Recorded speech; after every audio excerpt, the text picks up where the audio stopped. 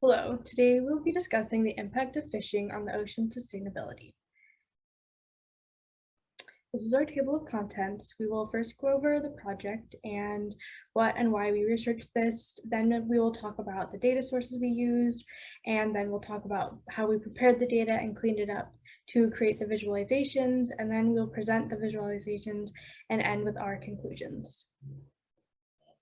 Overfishing, or the process of catching more fish that can be ecologically sustained, has drastically impacted the populations of fish and other seafood worldwide. Much of the world relies on fishing for food and for income. While it has been done sustainably in the past, new methods of fishing have become increasingly destructive and are leading fish populations to depletion. As less fish have the chance to recover, ecosystems start to crumble, and the effects start to cascade into a catastrophic imbalance. This phenomenon can cause fish populations to permanently diminish, their reproduction to be hindered, and their predators to starve. Our interest in this project is to explore the human impacts on the ocean sustainability. Our project focuses on how humans contribute to the declining state of the world's oceans and fish populations. Our overall research question is, how have human impacts affected fish populations and their health? We chose to focus on global fish consumption, global fish production, and overexploited fish stocks, and how they relate to each other. We intend to find out whether there is a correlation with the consumption and production of fish, and whether that may lead to an increase in overexploitation or not. Our three research questions are, how has global fish consumption and production changed over time? How have regional fishing rates increased over time? And how have global fish consumption rates affected overexploited fish stocks? To analyze how our fishing has impacted the ocean's wildlife, we've taken regional worldwide data from Our World in Data, the Data World Bank, and the FAO to investigate fish consumption levels, capture fish reproduction, and how they may correlate with each other. Most of this data was available in downloadable tables, so we downloaded that data and cleaned it up to better suit our visualizations. So for the biologically sustainable fish stocks, we got the data from the FAO, and this original data set had data from all of the countries. It featured many variables, and it was difficult to navigate and find the information that we were looking for. So this is what it looked like after we had cleaned it up. As you can see, the excess data is removed, and it's a lot easier to find and understand the data, and only the necessary variables appear. So this is what we use to create our visualization.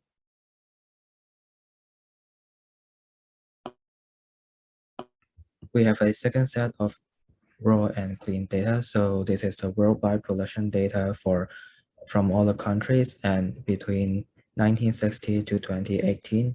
And the data is clustered and disordered, and it doesn't explain anything. And after we clean up for the data, the excess data is removed and easier to find and understand the data. Only necessary variables appear, like countries, year, production in metric tons, and percentage change. For the key data tables as shown below, the region with the highest level of fishery production is the Eastern Asia and Pacific region. While this is a large region that encompasses a large group of people, a clear trend of increased fishing can be seen due to a growing population. To note that data from 1960 was added to display the trend, as some regions have seen a decrease in wild catch fishing due to an increase in aquaculture. For descriptive statistics in production, all the values are measured in metric tons unit and between the year 1990 to 2010. So the average value increased from 2.2 to 2.3 million. The median increase from 1.2 to 1.4 million. The interquartile range increased from 2 to 2.2 million. Maximum value increased from 9.8 to 15 million. So the minimum value doesn't show in a graph since the box plot only includes the top 30 production countries in the world. And we found a gently increasing trend in all the measures, meaning that there is an increase in production for the top 30 countries. For consumption per capita, the all the values are measured in kilograms per capita unit, and the average value increased from 46 to 54, median increase from 41 to 47, interquartile range increased from 15 to 21, maximum value increased from 93 to 192, the minimum increase from 30 to 34. So the average consumption per capita for the top 30 consuming countries has also increased, which is the same trend as the previous slide showing the production statistics. And we think that this is because more consumption requires a higher level of production. For our research question 1, how has global fish consumption and production changed over time? And there are some following questions came up. Are consumption per capita relates to production rate? Does consumption per capita or production change more over time? Which region have the most production and consumption per capita?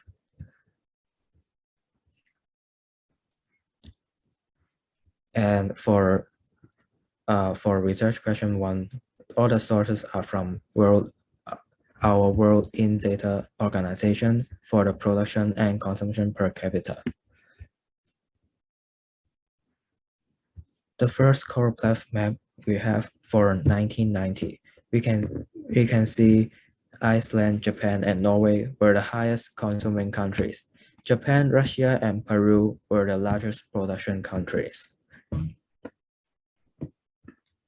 In year 2000, Iceland, Japan, and Norway were also the highest consuming countries.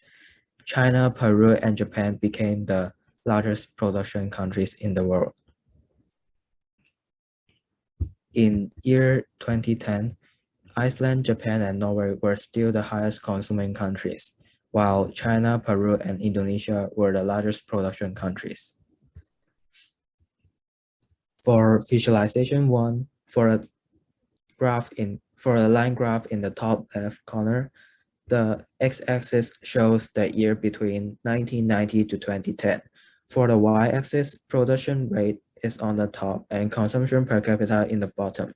So we can see there's a slightly increase in production between 1990 to 2010, and the worldwide consumption per capita were very stable.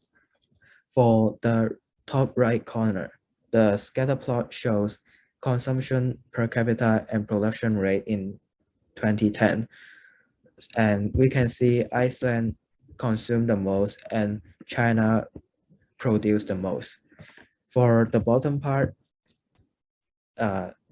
Iceland, Norway, and Japan were the highest consuming countries, so they have a larger circle size in the choropleth map.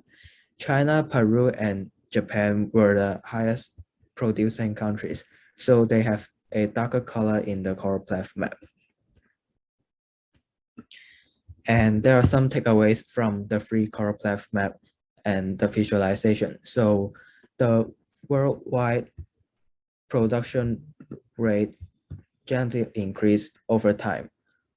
The worldwide consumption per capita were stable between 1990 to 2010.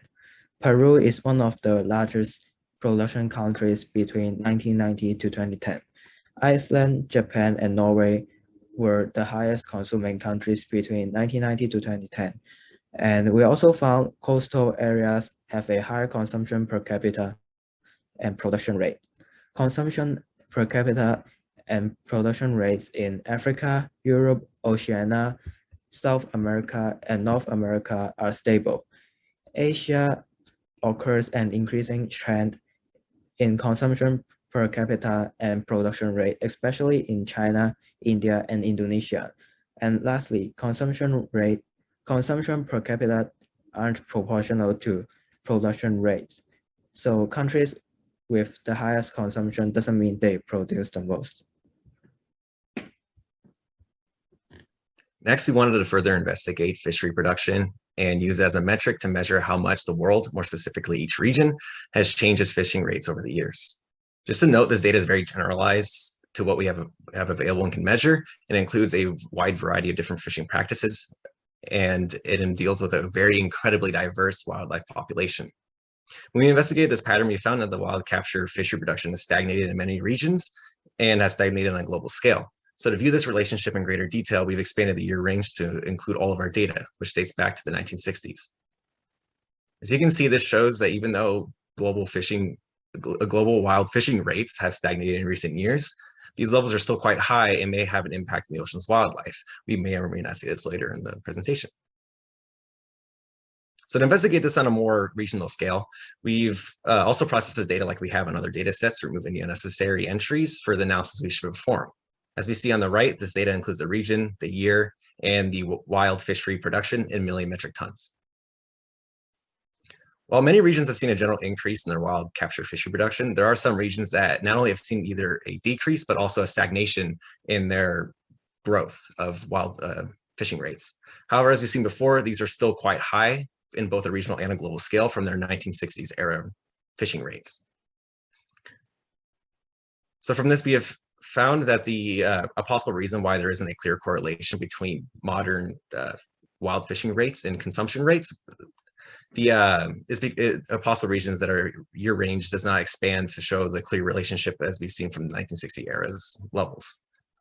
Part of the stagnation or decrease in fishing levels in some regions may be due to an increased prevalence of aquaculture, as we can see, which is both a word I didn't know until recently, and it's also the process of harvesting and growing certain sea wildlife. Like the easier way to describe it is a fish farm.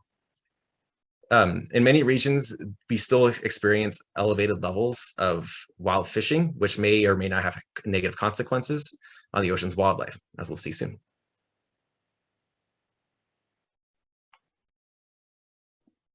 For our third question, we decided to focus on how global fish consumption rates affected overexploited fish stocks. And this entailed wondering whether global fish consumption rates have changed since 1990, whether overexploited fish stocks have changed since 1990, whether global fish consumption rates and overexploited fish stocks are correlated, and how much of fish that is captured is overexploited. And for some background, a biologically unsustainable fish stock is one in which the abundance falls below the maximum sustainable yield level. And when it falls below this level, fish populations have a difficult time recovering, and this can lead to serious ecological consequences. So to represent this data, we will use a scatter plot to explore the trends in global fish consumption and overexploited fish stocks to examine the relationship between them. And we'll be using data from the FAO and focusing on 1990 to 2010. This scatter plot shows the percentage of biologically sustainable fish stocks as well as the global fish capture in kilograms per capita per year. And as you can see, the percentage of biologically sustainable fish stocks slightly decreases from 1990 to 2010, and the global fish capture slightly increases. So we can infer that overfishing leads to biological instability. So as the amount of global fish capture increases, the percent of yield that is biologically sustainable from that stock is decreasing. And to further analyze this data, we zoomed in on the percentage of biologically sustainable levels through the years to examine the decrease further. And as you can see, there is a significant decrease. It dropped around 25% in the past 20 years, which is a significant amount, and that's in response to the fish and seafood kilograms per capita per year increasing as well. So we can see that due to a growing population that needs to be fed, a dramatic decrease in biologically sustainable fish stocks has led to overfishing. So the key takeaways, the amount of fish stocks that are biologically sustainable have decreased over time. In 1990, they were 81.87%, and in 2009, they were 69.55%. And the amount of global fish consumption has increased. In 1990, it was 13.45 kilograms per capita, and in 2010, it was 18.77 kilograms per capita. So we can infer that as the global fish consumption increases, the amount of exploitative overfishing increases. And as the exploitative overfishing increases, the less biologically sustainable the fish stocks will be. And as these fish stocks become more unsustainable, these fish populations have less of a chance to recover, and this creates significant ecological consequences.